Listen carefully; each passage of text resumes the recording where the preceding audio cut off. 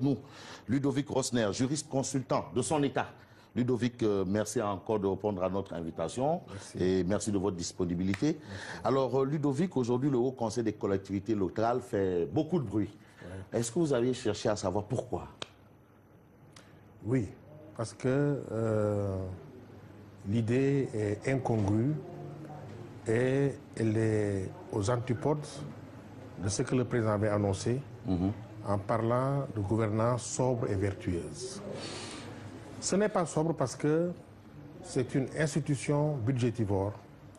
Et je me demande si on a besoin de rassembler 150 personnes avec des indemnités, des véhicules, du carburant, etc., pour savoir de quoi souffrent les collectivités locales. Il y a des universités, il y a des élus qui sont organisés en organisation fêtière, il y a le commandement territorial qui fait des rapports, qui les remonte au ministère de l'Intérieur, il y a l'Agence nationale de l'aménagement territorial. Donc il y a des structures sur lesquelles le président peut s'appuyer pour savoir de quoi souffrent les collectivités locales et prendre des mesures. Donc pourquoi créer un haut conseil, sachant qu'il y a 4 ans, on a supprimé le Sénat en raison des inondations. Au moment où je vous parle, au moment où on est en train de créer le haut conseil, Dakar n'a reçu que 2 pluies et la Baleine est inondée. C'est illogique. C'est une mascarade. Ironie du sort. C'est une insulte au peuple. Ah bon, vous considérez? C'est grave. Mais c'est le peuple qui a voté pour qu'il y ait ce haut conseil des collectivités territoriales, le référendum. Oui, mais les élections au Sénégal, qu'elles soient présidentielles, locales ou référendaires, sont personnalisées. Si vous demandez aux gens qui ont voté oui, quel est le mandat, la durée du mandat du haut conseil, ils ne savent pas. Beaucoup ne savent pas. Vous leur demandez quel est l'article 1 de la Constitution, ils ne savent pas. Donc ils ont voté parce que le président l'a demandé et certains d'entre eux, vous le savez, ont été matraqués à coups de riz, de casquettes, etc. Non, mais beaucoup de Sénégalais ne savent même pas de quoi parle la Constitution. Ils ont voté le référendum parce que c'est l'euphorie. Et n'oubliez pas que le taux d'abstention est très fort. Et que malgré tout ce qui a été fait, on a embrigadé des télévisions publiques et privées pour faire la campagne du oui. Mais le parti au pouvoir a enregistré le moins bon score de l'histoire du référendum au Sénégal. Mais oui, le oui a gagné quand même. Oui, nous sommes d'accord. Retenons que le oui Nous sommes d'accord, mais le score est le moins bon score et le taux d'abstention est un record. Je crois que ça aussi, il faut le considérer. Au lieu de crier à l'euphorie, nous avons gagné, mais considérer que beaucoup de Sénégalais ne sont pas d'accord sur un projet qui est censé être le leur. Ça aussi, je pense qu'il faut de la maturité, de l'humilité. Au lieu de crier victoire comme ça, sans réfléchir. Non, le Haut Conseil, c'est de la mascarade. C'est votre avis? Merci, Docteur Oumar Sall. Pour l'invitation d'abord. Oui. Permettez-moi de saluer les nombreux téléspectateurs et téléspectatrices qui suivent l'émission Tribune Presse et de saluer aussi mon vis-à-vis. Je pense aussi que le Haut Conseil des collectivités territoriales est une institution de plus. De plus? De plus. Mais pourquoi alors ça devrait être un crime? Une chose de plus? C'est une institution de plus. Je m'explique. En fait, c'est un peu rectifier la grande défaite des élections locales. Parce que dans la grande majorité des villes, ils avaient perdu. C'est un peu ça. Ils ne le disent pas. Hein. Okay, vous avez parlé de mise en tutelle, mais nous ne sommes pas dans une démocratie populaire, docteur. Nous sommes certes dans une démocratie. Nous ne sommes pas populaires. Absolument. Nous ne sommes pas en Russie. Mais pourquoi encore cette autre institution? Parce que, en fait, l'esprit de l'acte 3 de la décentralisation, en quelque sorte, c'est un peu renvoyer un peu le développement à la base. Je l'ai dit tantôt. C'est pensé par les populations, mais pourquoi encore superviser ces mêmes populations? Donc ça, pour le faire, je pense qu'un seul observateur suffirait. Un observatoire chargé des collectivités locales, géré un peu par des hauts fonctionnaires de l'État et par certains élus locaux. Ça suffirait. Donc, pour vous... Donc on n'a pas besoin de mettre 150 personnes avec tous les avantages qui s'y est. Donc là, ça pose problème. Absolument. Alors, Ludovic Rosner, mais quand même, cette question du Haut Conseil des collectivités locales divise quand même la classe politique. Hein? Oui. Vous avez vu l'opposition, chacun y va de sa volonté, et de ses choix.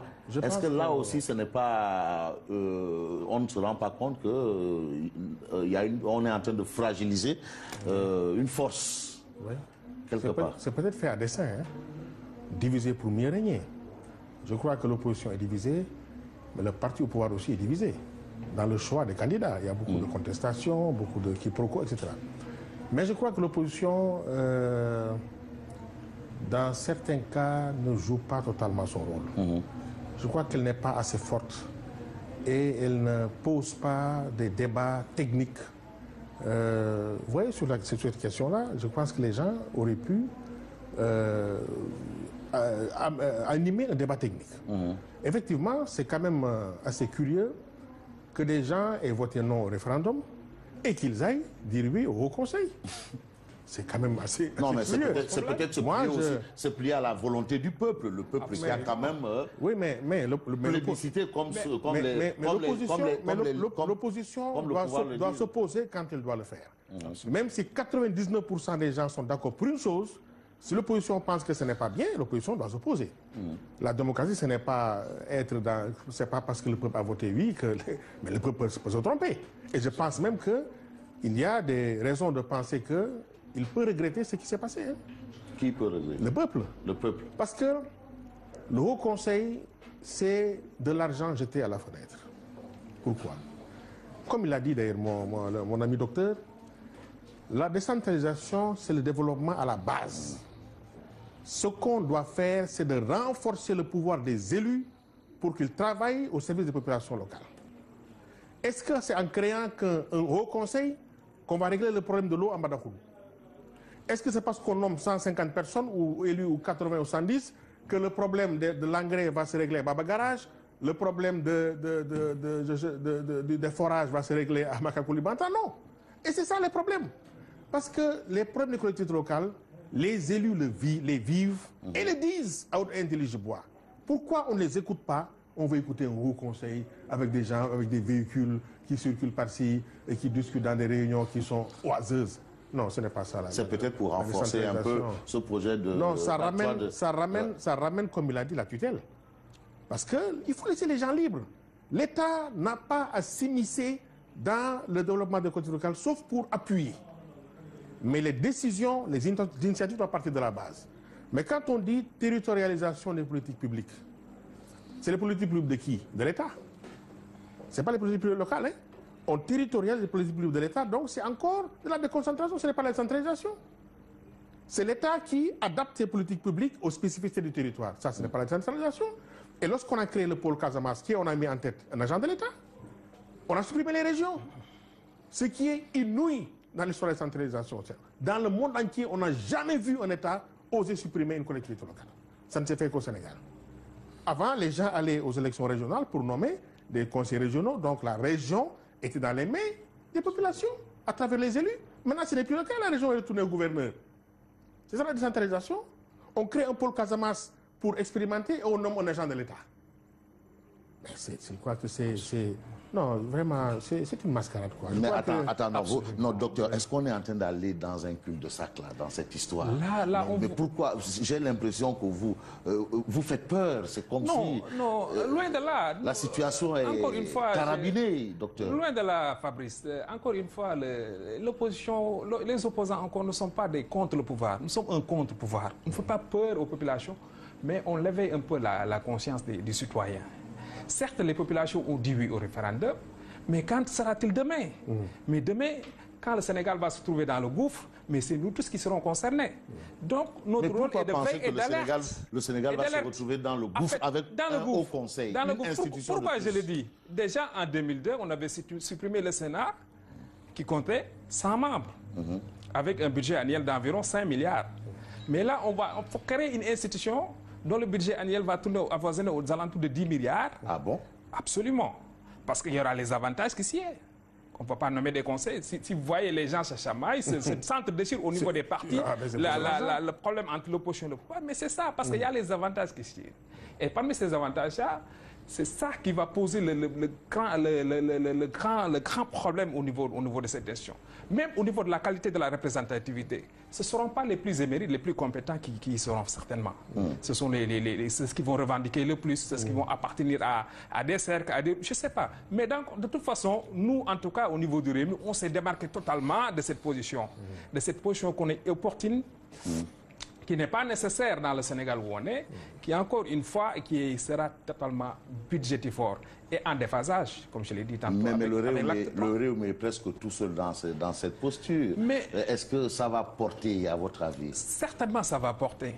Parce qu'un combat, on la porte toujours. on le porte toujours le combat. Mais au début, certainement, vous serez seul. Mais à la longue, au bout de 2 ans, au bout de 3 ans, quand les inondations referont surface, quand le problème économique se posera, quand l'éducation se posera, l'école, bientôt la rentrée scolaire, quand tout cela se posera, on va se dire, mais pourquoi financer 10 milliards d'institutions dont on ignore les objectifs? Mais en passant, personne ne peut te dire actuellement le rôle exact de cette institution. Personne. Mais quel est le rôle de cette institution? Quelle est sa place dans l'organigramme institutionnel de ce pays? Ça viendra après l'Assemblée, avant le Conseil économique. Mais personne ne sait. Mais pourtant, tout le monde se bouscule pour entrer sans savoir le pourquoi. Donc, peut-être c'est les avantages matériels qui Donc, vous considérez que c'est pour caser une clientèle politique? Absolument. C'est certainement pour caser une certaine clientèle politique. Et je me dis que là aussi, il faut faire très attention. Parce que aussi, ce n'est pas le fait de caser une certaine clientèle politique qui vous donnera raison aux prochaines joutes électorales. C'est absolument. Parce que c'est à dessein politique. Parce qu'en fait, ils pensent que si vous cassez 150 personnes, ces 150 personnes-là peuvent encore vous appeler un plus-value électoral. Mais ce n'est pas tellement le cas. Ce n'est pas forcément le cas. En général, ceux qui ont été déjà nommés, l'histoire l'a montré, les gens le rencontrent à chaque fois. Ceux qui sont nommés en général, c'est détourner même des populations qui leur sont soutenues pendant leur nomination.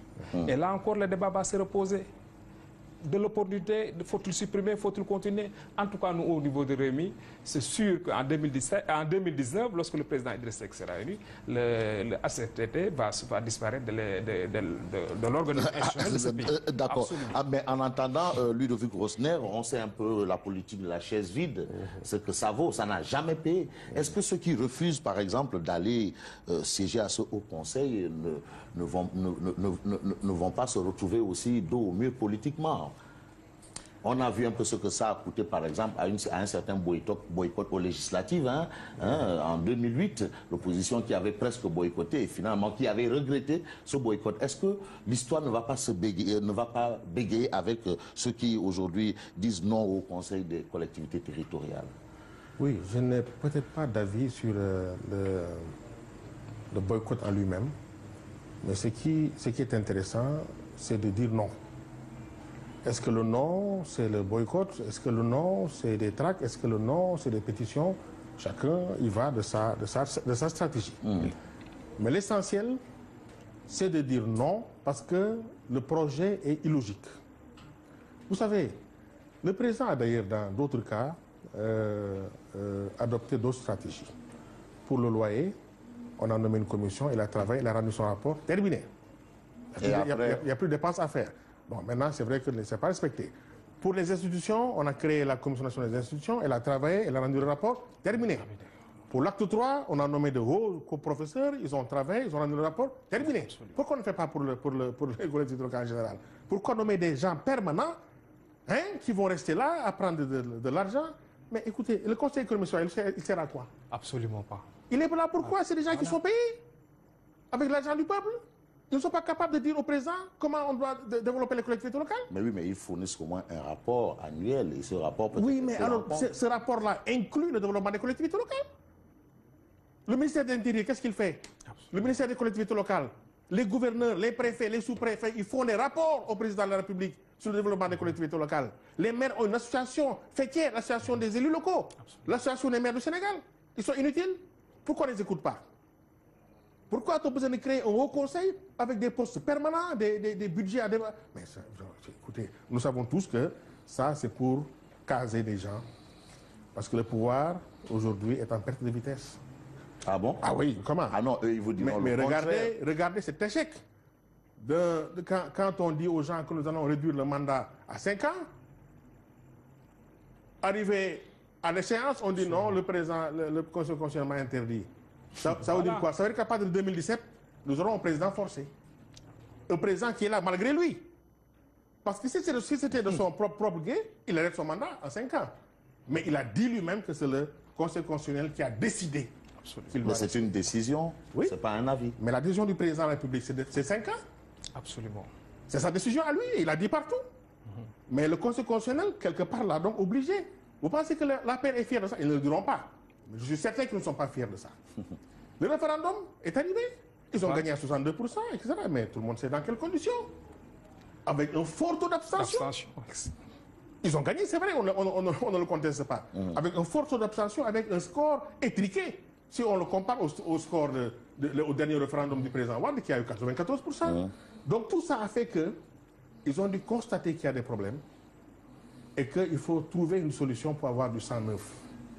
Créer un haut conseil pour que Tanor ne se fâche pas, puisque son vis-à-vis est à l'Assemblée nationale. Lui, il n'a pas de poste. Mais pourquoi Tanor? Mais c'est pas Tanor. Non, il est pressenti. Il est pressenti. Il est pressenti. Évidemment, il n'est pas nommé, c'est pas encore officiel. Et personne n'a démenti jusqu'à présent. Oui, mais vous savez que... Ah oui, c'est vrai que certains parlent de haut conseil des collectivités de Tanor. Oui, vous savez que les 70 personnes... HCCT. Les 70 personnes, c'est des personnes qui plairont au président. Mais les 80, c'est des élus qui seront certainement à 70% de la majorité, hein, parce que ces élus-là sont de la majorité.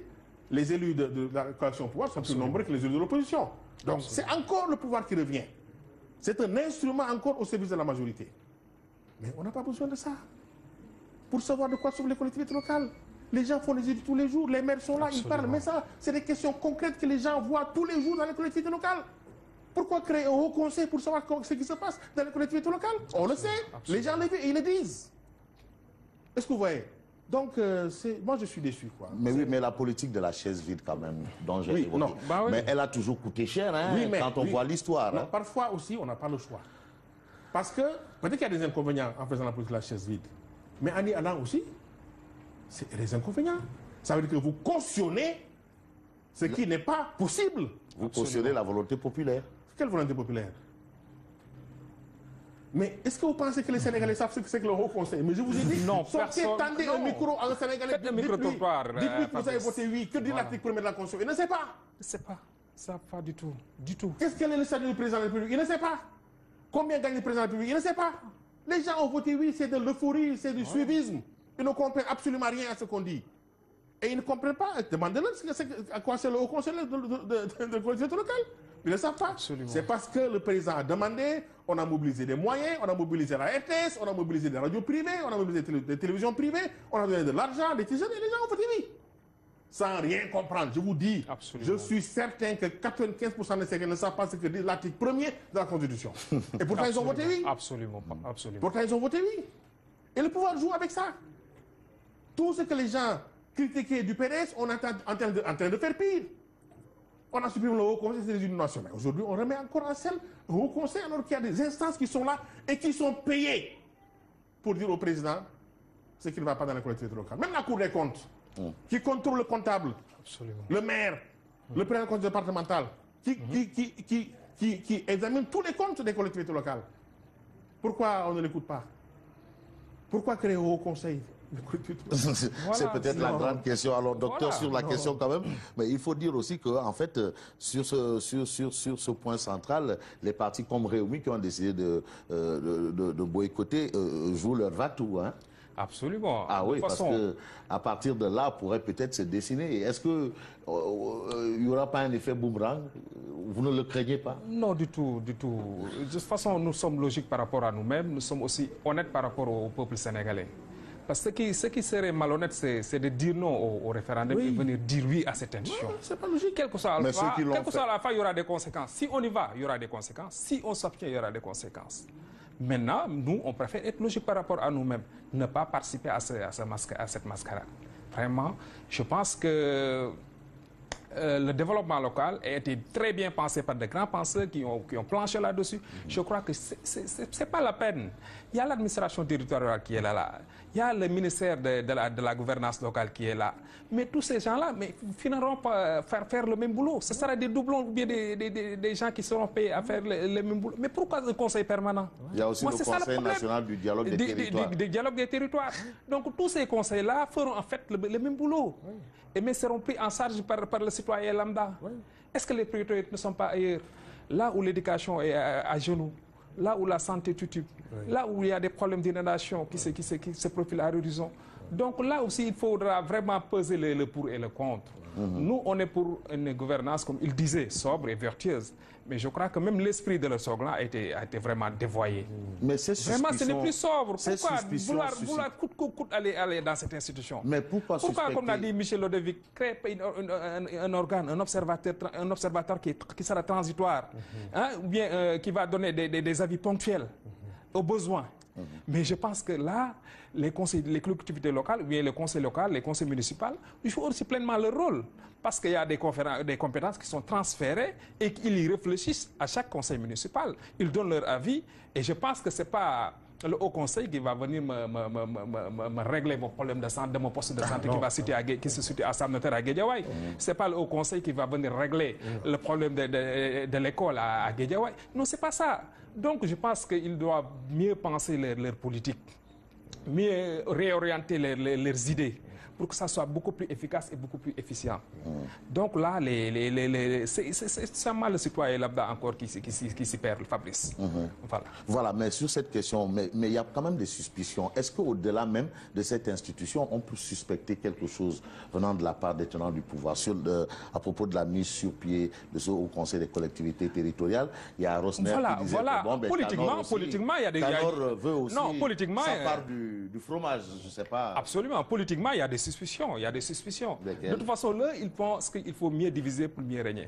Et en démocratie aussi... Mais on est en politique aussi. En démocratie aussi, il faut protéger les minorités. Ce n'est pas toujours la loi du plus fort, mais aussi c'est la protection des minorités. Karl Cooper. Voilà, pour ne pas le citer. Donc, je pense que là aussi, ils pensent qu'ils ont réussi, mais totalement en politique, les choses ne sont pas linéaires, ne sont pas forcément linéaires. Ce n'est pas ce qu'ils prévoient qui sera toujours les résultats de demain. Donc attendons voir. Mais de toute façon, ils pensent qu'ils ont réussi à diviser l'opposition, mais moi je trouve aujourd'hui que l'opposition est plus qu'unie. Certes, sur des questions peut-être ponctuelles, on est en désaccord, mais pour l'essentiel, on se retrouve. Et il y a des combats, il y a des échéances futures. Mais donc, il y a eu le dialogue politique où on a montré carrément que l'opposition, ça ne va pas.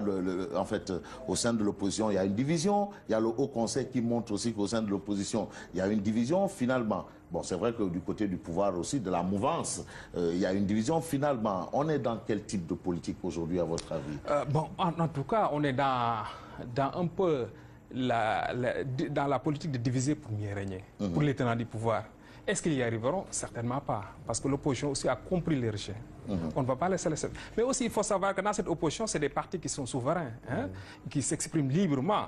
Si on n'est pas d'accord, nous, au niveau de l'UM, on dit tout haut qu'on n'est pas d'accord. On ne va pas se cacher derrière un autre parti pour dire oui, alors qu'on a, dans notre fort intérieur, qu'on a dit non. Logique pour logique, c'est ça. Les partis sont souverains. Maintenant, il y a dans des grands cadres maintenant sur lesquels on peut s'accorder par rapport à l'essentiel, politiquement.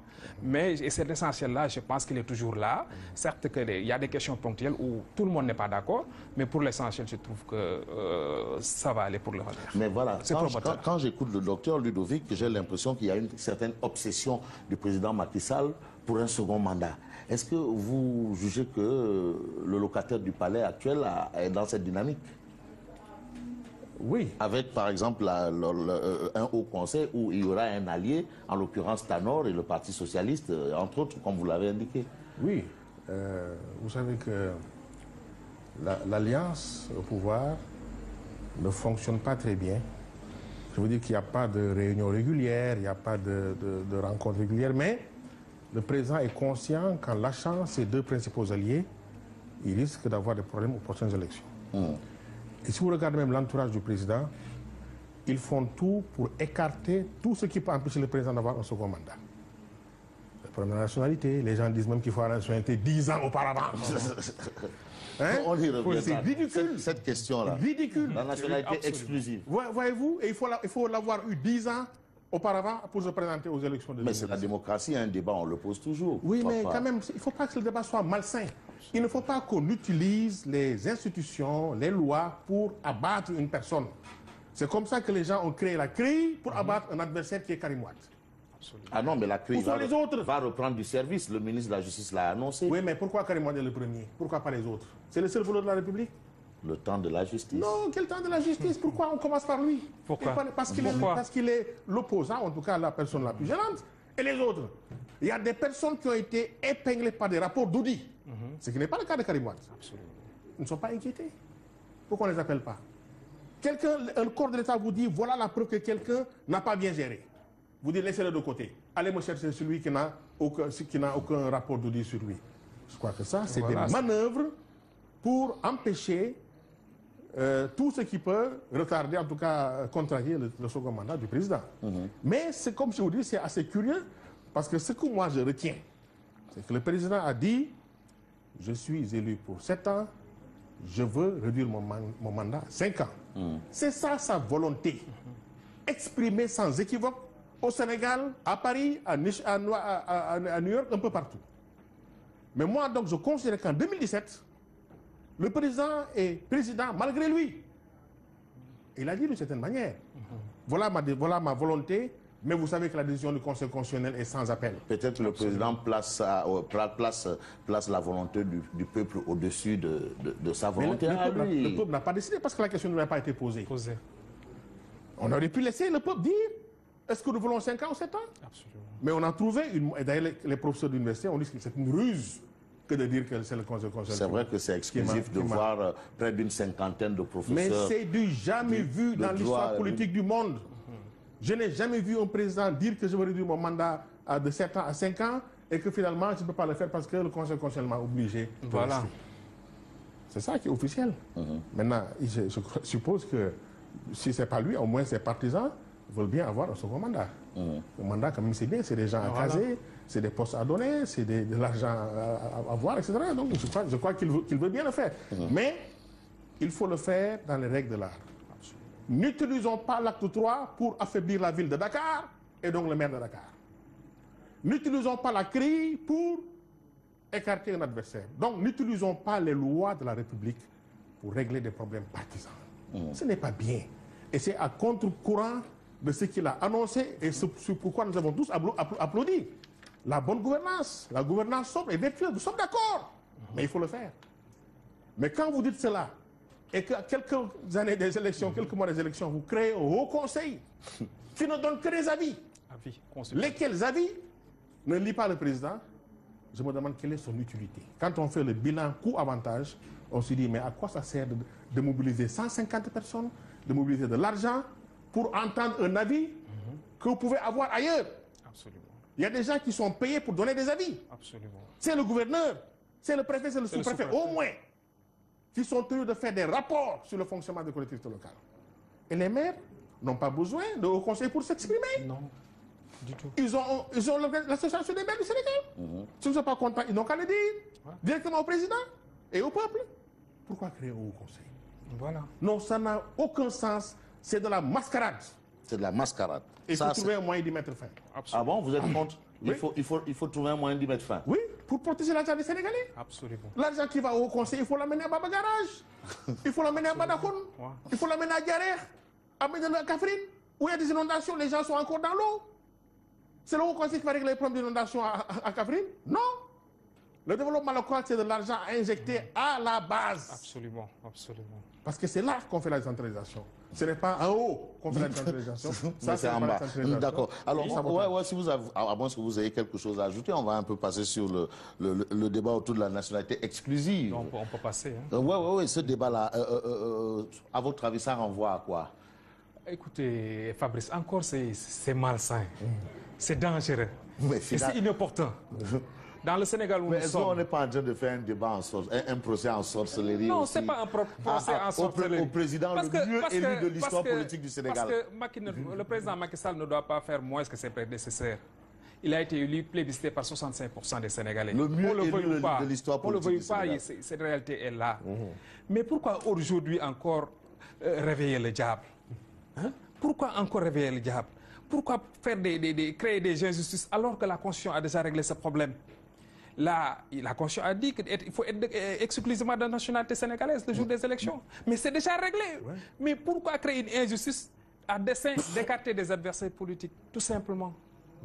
Là, ce n'est pas la démocratie, ça. Donc, il faudra revoir nos comportements. Et il faut convaincre l'histoire aussi, parce qu'il y a nos voisins de la Côte d'Ivoire qui sont là. Nos djabars qui étaient partis ne sont pas toujours encore revenus. Donc, il faut penser à défendre certaines positions.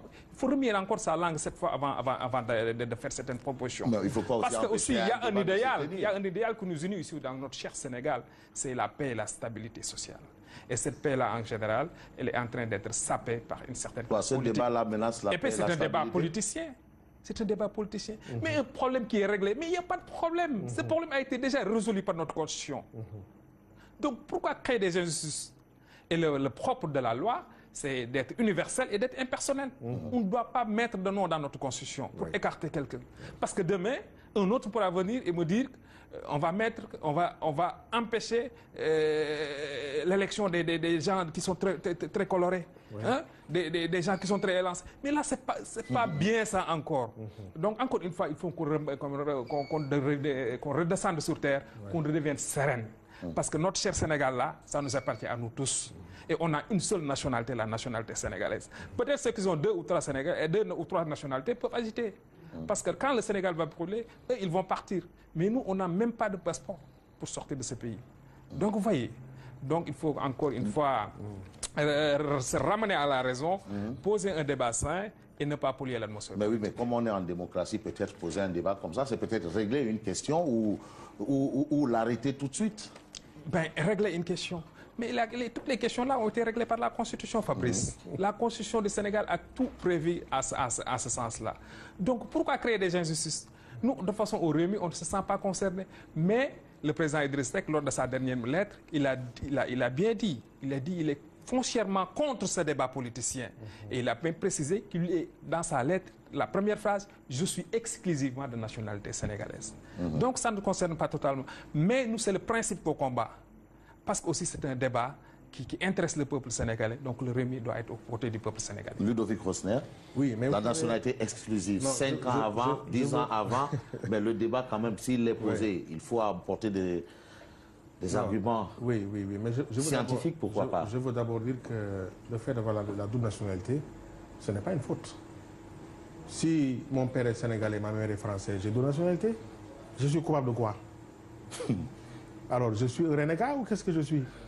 Mais c'est courant là-dessus. Mais ça, c'est des choses qui sont courantes. Peut-être vous êtes un Banya Moulengue. Je ne sais pas. Bon, mais cela dit, comme a dit mon ami docteur, la question est réglée par la Constitution. Absolument. Pour être candidat, il faut être de nationalité exclusivement sénégalaise. Donc, attendons le jour du dépôt des candidatures. Karim Wade, vous avez comme nationalité 2. Vous ne pouvez pas vous présenter. Vous en avez combien? Une, parce que j'ai renoncé à l'autre. Vous pouvez vous présenter. Macky Sall, même chose. Autre candidat, même chose. Donc pourquoi polémiquer? Maintenant, c'est de la politique politicienne. Je suis certain que si Macky Sall avait deux nationalités, la paix n'aurait jamais agité cette question-là. Absolument. C'est parce qu'ils veulent écarter des candidats. On les connaît, c'est Karim Wade et Abdoul Mbaye. En fait, c'est ce qu'on dit. C'est cette question-là. C'est ce qu'on dit. C'est ce qu'on dit. On n'a pas de preuves. Oui. Maintenant, alors pourquoi cette question-là est agitée? Pourquoi c'est maintenant? Avant. Mais les gens de la paix aujourd'hui sont au pouvoir. Mais avant les dernières élections, ils n'étaient pas au pouvoir, mais ils existaient. Pourquoi ne pas parler de nationalité? En 2011, en 2008, Macky Sall n'existait pas. Moustapha Cissé Diop n'existait pas. Pourquoi il n'en a pas parlé? Pourquoi c'est maintenant, quand on va aux élections, avec des adversaires comme Karim Wade potentiellement, ou Abdoul Mbaye ou d'autres, qu'on en parle? Mais Ludovic, vous pensez que Karim Wade ou Abdoul Mbaye peuvent faire peur à Macky Sall? Je ne sais pas. Je ne sais pas, mais ce n'est pas quand même des gens qu'on peut minimiser en politique non plus. Vous avez vu que l'arrestation de Karim Wade a fait beaucoup de bruit. Abdoul Mbaye n'est pas... Il a été de même que sa délibération, hein, parce que certains ont parlé de deal international. Oui. Bon. Dakar, Doha et ensuite Colombie. Ouais. Je crois que quelqu'un qu'on vient chercher en jet privé, jusqu'à n'est pas quand même un petit type. Bon. Il est forcément gênant. Bon, maintenant... Abdoul Mbaye, peut-être qu'il connaît bien Macky Sall, je ne sais pas donc. Mais ce qui agite ce débat-là, on sent qu'il vise des personnes. Ils veulent qu'on vote une loi pour dire qu'il faut la nationalité sénégalaise 5 ans. Non, il faut préciser que ce débat n'a pas été agité par Macky Sall. Non, c'est pas Macky Sall. C'est des partisans. Mais vous pensez qui ose à la paix dire des choses qui n'agréent pas Macky Sall? Personne. Non. Si c'est le cas, on les renverrait ou bien on les remettrait à l'ordre. Non. Et vous savez que, souvenez-vous que Moustapha Cissé Lo avait dit que je suis contre les 5 ans. Je suis pour 7 ans. Quel est le résultat? Ce n'est pas 7 ans. 7 ans. Alors? Oui, mais Moustapha Cissé Lo aussi a dit qu'il voulait être président de l'Assemblée nationale, mais il ne l'a pas été. Oui, mais bon, ça c'est... Mais de toute façon, il faut éviter le débat politicien. La question est réglée par la Constitution. Attendons le dépôt des candidatures. Ceux qui ont la double nationalité ne pourront pas se présenter. c'est que la nationalité vont se présenter. Voilà, pourquoi remonter à 5 ans, à 10 ans pour écarter les gens? C'est peut-être pour mieux verrouiller. Et là aussi, Fabrice, je tout simplement qu'il ne faudra pas personnaliser ce débat. Parce qu'il nous mène en bateau encore, les tenants du pouvoir. Comment ça? Il veut nous faire citer des noms. Moi je ne veux pas entrer dans ce débat personnel. Je vais un peu tirer sur les traits généraux et dire que c'est un débat qui a été déjà réglé. C'est un faux débat. C'est réglé. Mais là où c'est réglé, mais s'il voulait poser le débat, mais il n'allait qu'à le poser au niveau du référendum. Les référendums, c'était il y a 3 mois à l'avant. Mais pourquoi ne pas poser cette question lors du référendum? Sinon, s'ils ne veulent pas en parler, ils n'ont qu'à organiser un autre référendum. Et puis les Sénégalais vont se prononcer. Je crois que c'est la voie la plus démocratique et la plus efficace pour répondre à cette question. Souvenez-vous que quand on a soupçonné Abdoulaye Wade de se présenter, on a dit non, il faut que l'âge soit limité à 70 ans. Voilà. Mais la Constitution aussi a réglé le problème. Hein? Oui, mais on ne doit pas utiliser la loi pour à des desseins politiciens. Ce n'est pas normal. C'est pas normal. On vote des lois au nom du peuple, dans l'intérêt du peuple. Mais on ne doit pas voter des lois pour éliminer quelqu'un, pour attirer quelqu'un, etc. Mais souvenez-vous qu'on avait dit ici, la partie l'a dit, nous avons créé la CREI, c'est pour le PDS. Et l'OFNAC, c'est pour nous. Voilà. Vous vous rendez compte? J'ai dit, mais où sont les juristes qui sont autour du président? Qu'est-ce que cela veut dire? Qu'on crée une cour de l'État pour des opposants? Pourquoi pas pour la paix? À la paix, tout le monde essaie, ils n'ont jamais volé. Apparemment. Mais il faut les appeler pour savoir. Si vous ne les appelez pas, vous ne pouvez pas savoir. On ne crée pas une cour avec un fusil comme la CREI et on donne un petit fouet comme l'OFNAC. L'OFNAC n'a jamais mis quelqu'un en prison. Non, absolument pas. L'OFNAC vient de donner des conclusions et la personne qui a donné les conclusions a été même renvoyée. C'est clair. Alors, on me fait signe que le temps est arrivé à son terme. Docteur Omar Sall, vous êtes de Réumi. Merci d'avoir répondu à notre invitation. Ludovic Rosner, juriste consultant. Merci d'avoir répondu à notre invitation. C'est moi qui vous remercie. Mesdames et messieurs, merci de nous avoir suivis. Je vous donne rendez-vous samedi prochain pour un autre numéro de Tribune Presse.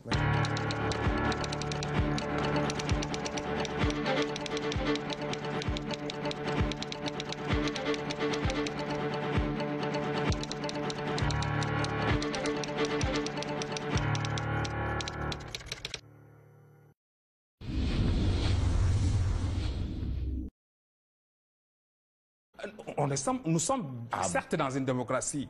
Nous ne sommes pas populaires. Absolument. Nous ne sommes pas en Russie. Mais pourquoi encore cette autre institution? Parce que, en fait, l'esprit de l'acte 3 de la décentralisation, en quelque sorte, c'est un peu renvoyer un peu le développement à la base. Je l'ai dit tantôt. C'est pensé par les populations, mais pourquoi encore superviser ces mêmes populations? Donc ça, pour le faire, je pense qu'un seul observateur suffirait. Un observatoire chargé des collectivités locales, géré un peu par des hauts fonctionnaires de l'État et par certains élus locaux. Ça suffirait. Donc, pour vous... Donc on n'a pas besoin de mettre 150 personnes avec tous les avantages qui s'y est. Donc là, ça pose problème. Absolument. Alors, Ludovic Rosner, mais quand même, cette question du Haut Conseil des collectivités locales divise quand même la classe politique. Hein? Oui. Vous avez vu l'opposition, chacun y va de sa volonté, de ses choix. Est-ce que là aussi, ce n'est pas, on ne se rend pas compte que on est en train de fragiliser une force quelque part? C'est peut-être fait à dessein, hein? Diviser pour mieux régner. Je crois que l'opposition est divisée, mais le parti au pouvoir aussi est divisé. Dans le choix des candidats, il y a beaucoup de contestations, beaucoup de quiproquos, etc. Mais je crois que l'opposition, dans certains cas, ne joue pas totalement son rôle. Je crois qu'elle n'est pas assez forte et elle ne pose pas des débats techniques. Vous voyez, sur cette question-là, je pense que les gens auraient pu animer un débat technique. Effectivement, c'est quand même assez curieux que des gens aient voté non au référendum et qu'ils aillent dire oui au Haut Conseil. C'est quand même assez non, mais c'est peut-être se plier à la volonté du peuple. Le peuple qui a quand même plébiscité l'opposition doit s'opposer quand elle doit le faire. Même si 99% des gens sont d'accord pour une chose, si l'opposition pense que ce n'est pas bien, l'opposition doit s'opposer. La démocratie, ce n'est pas c'est pas parce que le peuple a voté oui mais le peuple peut se tromper. Et je pense même qu'il y a des raisons de penser qu'il peut regretter ce qui s'est passé. Hein. Qui peut régler? Le peuple. Le peuple. Parce que le Haut Conseil, c'est de l'argent jeté à la fenêtre. Pourquoi? Comme il a dit d'ailleurs mon ami docteur, la décentralisation, c'est le développement à la base. Ce qu'on doit faire, c'est de renforcer le pouvoir des élus pour qu'ils travaillent au service des populations locales. Est-ce que c'est en créant un Haut Conseil qu'on va régler le problème de l'eau en Badakoum? Est-ce que c'est parce qu'on nomme 150 personnes ou élus ou 80 ou 110 que le problème de l'engrais va se régler à Baba Garage, le problème des forages va se régler à Makakoulibanta? Non. Et c'est ça le problème. Parce que les problèmes des collectivités locales, les élus les vivent et le disent à haute intelligence. Pourquoi on ne les écoute pas? On veut écouter un Haut Conseil avec des gens, avec des véhicules qui circulent par-ci et qui discutent dans des réunions qui sont oiseuses. Non, ce n'est pas ça. C'est peut-être pour renforcer un peu ce projet de... Non, ça ramène, comme il a dit, la tutelle. Parce qu'il faut laisser les gens libres. L'État n'a pas à s'immiscer dans le développement des collectivités locales, sauf pour appuyer. Mais les décisions, les initiatives doivent partir de la base. Pour caser une clientèle politique. Absolument. C'est certainement pour caser une certaine clientèle politique. Et je me dis que là aussi, il faut faire très attention. Parce que aussi, ce n'est pas le fait de caser une certaine clientèle politique qui vous donnera raison aux prochaines joutes électorales. C'est absolument. Parce que c'est à dessein politique. Parce qu'en fait, ils pensent que si vous cassez 150 personnes, ces 150 personnes-là peuvent encore vous appeler un plus-value électoral. Mais ce n'est pas tellement le cas. Ce n'est pas forcément le cas. En général, ceux qui ont été déjà nommés, l'histoire l'a montré, les gens le rencontrent à chaque fois. Ceux qui sont nommés en général, c'est détourner même des populations qui leur sont soutenues pendant leur nomination. Et là encore, le débat va se reposer. De l'opportunité, faut-il supprimer, faut-il continuer? En tout cas, nous, au niveau de Rémi, c'est sûr qu'en 2019, lorsque le président Idriss Seck sera élu, le HCCT va disparaître de l'organisation institutionnelle de ce pays. D'accord. Mais en entendant Ludovic Rosner, on sait un peu la politique de la chaise vide, ce que ça vaut, ça n'a jamais payé. Est-ce que ceux qui refusent, par exemple, d'aller siéger à ce Haut Conseil ne vont pas se retrouver aussi dos au mur politiquement? On a vu un peu ce que ça a coûté, par exemple, à un certain boycott aux législatives. En 2008, l'opposition qui avait presque boycotté et finalement qui avait regretté ce boycott. Est-ce que l'histoire ne va pas bégayer avec ceux qui aujourd'hui disent non au Conseil des collectivités territoriales? Oui, je n'ai peut-être pas d'avis sur le boycott en lui-même. Mais ce qui est intéressant, c'est de dire non. Est-ce que le non, c'est le boycott? Est-ce que le non, c'est des tracts? Est-ce que le non, c'est des pétitions? Chacun y va de sa stratégie. Mais l'essentiel, c'est de dire non parce que le projet est illogique. Vous savez, le président a d'ailleurs, dans d'autres cas, adopté d'autres stratégies. Pour le loyer, on a nommé une commission, elle a travaillé, elle a rendu son rapport, terminé. Il n'y a plus de dépenses à faire. Bon, maintenant, c'est vrai que ce n'est pas respecté. Pour les institutions, on a créé la Commission nationale des institutions, elle a travaillé, elle a rendu le rapport, terminé. Pour l'acte 3, on a nommé de hauts professeurs, ils ont travaillé, ils ont rendu le rapport, terminé. Pourquoi on ne fait pas pour les collectivités locales en général? Pourquoi nommer des gens permanents qui vont rester là à prendre de l'argent? Mais écoutez, le Conseil économique social, il sert à quoi? Absolument pas. Il est là pourquoi? C'est des gens qui sont payés avec l'argent du peuple. Ils ne sont pas capables de dire au président comment on doit développer les collectivités locales. Mais oui, mais ils fournissent au moins un rapport annuel. Et ce rapport peut oui, mais alors, ce rapport-là inclut le développement des collectivités locales. Le ministère de l'Intérieur, qu'est-ce qu'il fait? Le ministère des collectivités locales, les gouverneurs, les préfets, les sous-préfets, ils font des rapports au président de la République sur le développement des collectivités locales.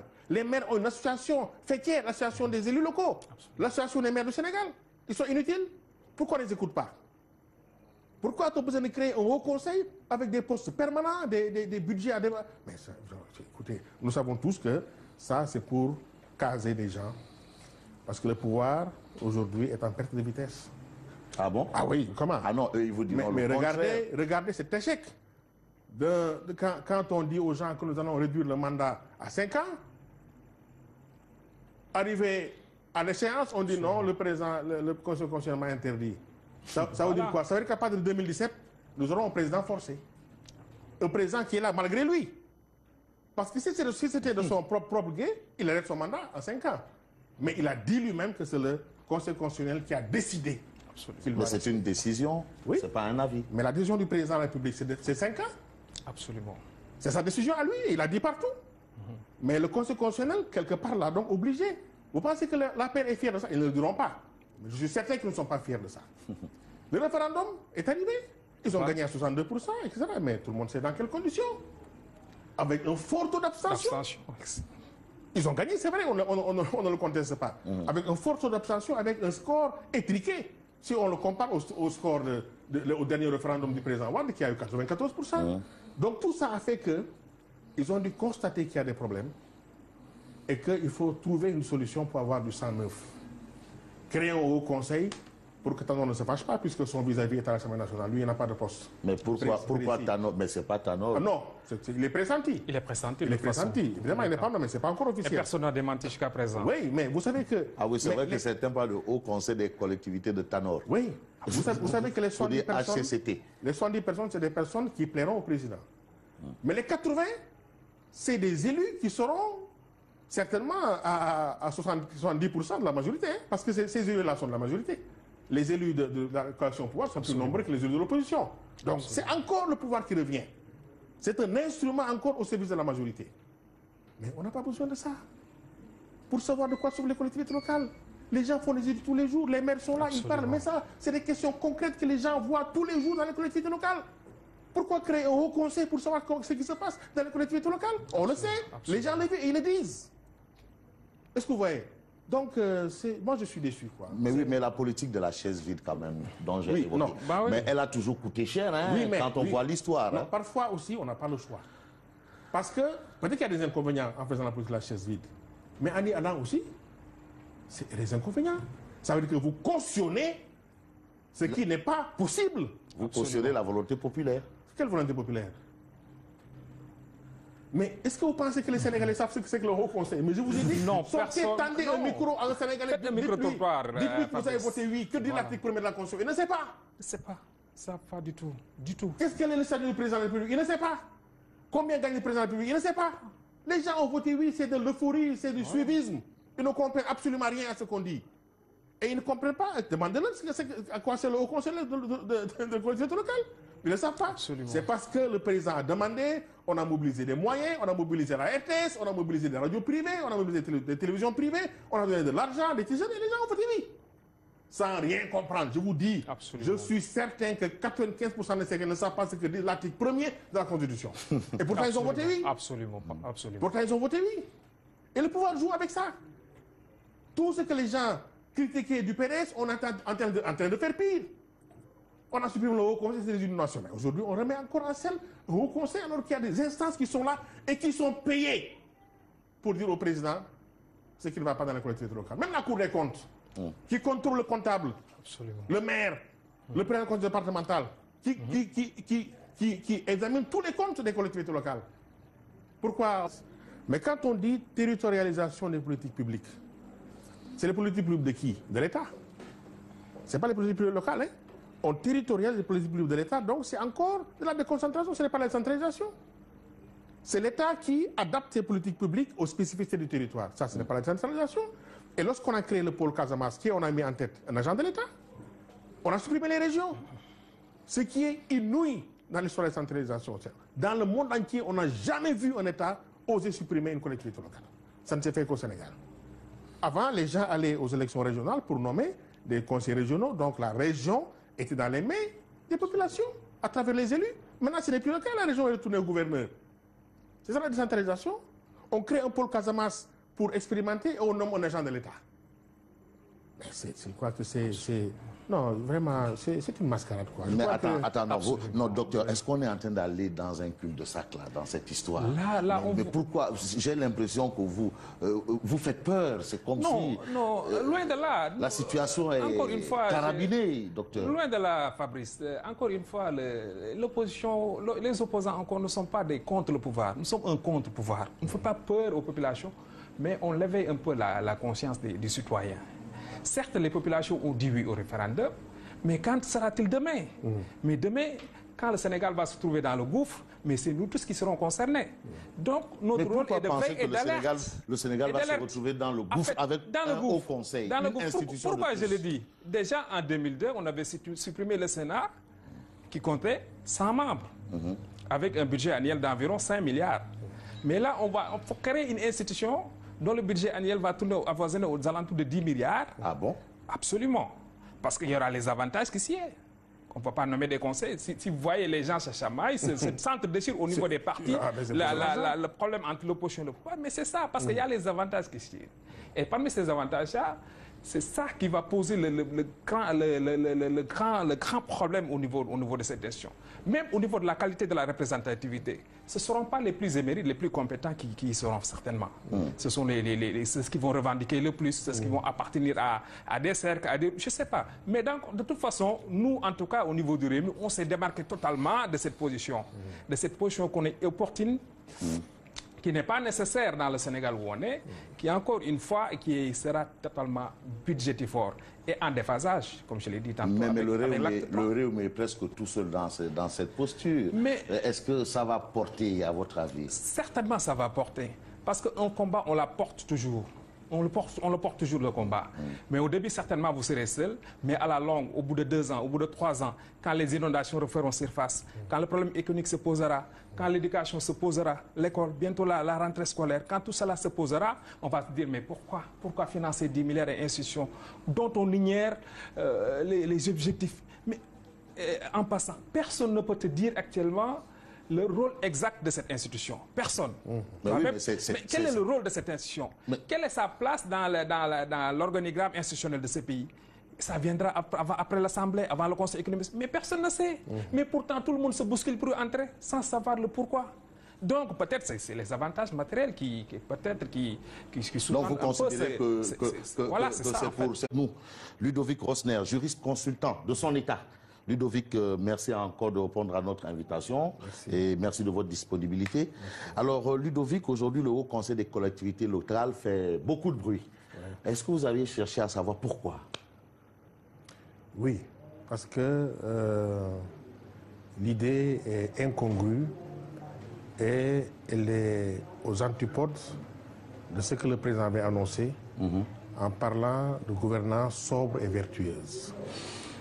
Ce n'est pas sobre parce que c'est une institution budgétivore. Et je me demande si on a besoin de rassembler 150 personnes avec des indemnités, des véhicules, du carburant, etc., pour savoir de quoi souffrent les collectivités locales.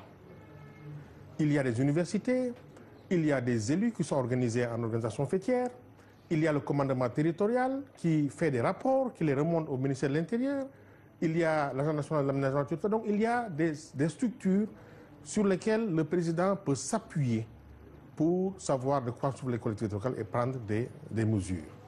Donc pourquoi créer un haut conseil, sachant qu'il y a 4 ans, on a supprimé le Sénat en raison des inondations. Au moment où je vous parle, au moment où on est en train de créer le haut conseil, Dakar n'a reçu que 2 pluies et la Baleine est inondée. C'est illogique. C'est une mascarade. Ironie du sort. C'est une insulte au peuple. Ah bon, vous considérez? C'est grave. Mais c'est le peuple qui a voté pour qui est ce haut conseil des collectivités territoriales, le référendum. Oui, mais les élections au Sénégal, qu'elles soient présidentielles, locales ou référendaires, sont personnalisées. Si vous demandez aux gens qui ont voté oui, quel est le mandat, la durée du mandat du haut conseil, ils ne savent pas. Beaucoup ne savent pas. Vous leur demandez quel est l'article 1 de la Constitution, ils ne savent pas. Donc ils ont voté parce que le président l'a demandé et certains d'entre eux, vous le savez, ont été matraqués à coups de riz, de casquettes, etc. Non, mais beaucoup de Sénégalais ne savent même pas de quoi parle la Constitution. Ils ont voté le référendum parce que c'est l'euphorie. Et n'oubliez pas que le taux d'abstention est très fort. Et que malgré tout ce qui a été fait, on a embrigadé des télévisions publiques et privées pour faire la campagne du oui. Mais le parti au pouvoir a enregistré le moins bon score de l'histoire du référendum au Sénégal. Mais oui, le oui a gagné quand même. Oui, nous sommes d'accord. Retenons que le oui Nous sommes d'accord, mais le score est le moins bon score et le taux d'abstention est un record. Je crois que ça aussi, il faut le considérer. Au lieu de crier à l'euphorie, nous avons gagné, mais considérer que beaucoup de Sénégalais ne sont pas d'accord sur un projet qui est censé être le leur. Ça aussi, je pense qu'il faut de la maturité, de l'humilité Au lieu de crier victoire comme ça, sans réfléchir. Non, le Haut Conseil, c'est de la mascarade. C'est votre avis? Merci, Docteur Oumar Sall. pour l'invitation d'abord. Oui. Permettez-moi de saluer les nombreux téléspectateurs et téléspectatrices qui suivent l'émission Tribune Presse et de saluer aussi mon vis-à-vis. Je pense aussi que le Haut Conseil des collectivités territoriales est une institution de plus. De plus. De plus. Mais pourquoi alors ça devrait être un crime? Une chose de C'est plus. une institution de plus. Je m'explique. En fait, c'est un peu rectifier la grande défaite des élections locales. Parce que dans la grande majorité des villes, ils avaient perdu. C'est un peu ça. Ils ne le disent pas. Hein. Okay, vous avez parlé voilà. de mise en tutelle, mais nous ne sommes pas dans une démocratie populaire, docteur.